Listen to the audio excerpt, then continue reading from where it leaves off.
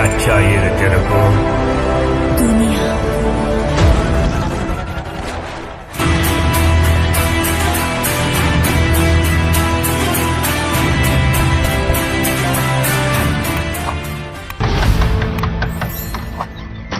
Sir नमस्ते, मेरा नाम आनंद निंगलगी है। वो मैंने फोन किया था ना, जर्नलिस्ट, उसके बारे में कोई भी कुछ बताने को तैयार नहीं है सर। एटलीस्ट आप तो आप घबराइए मत सर, पेपर में आपका नाम नहीं आएगा। मेरा पूरा नाम डालना, नागराज सन ऑफ कालेगौड़ा लिखो। अब पूछो। सर उसके डॉन बनने से पहले जब वो बंबई आया था तो उसका दूसरा नाम भी था ना, जैसे राजा कृष्णप्पा बैरिया। वो रॉकी कैसे बना?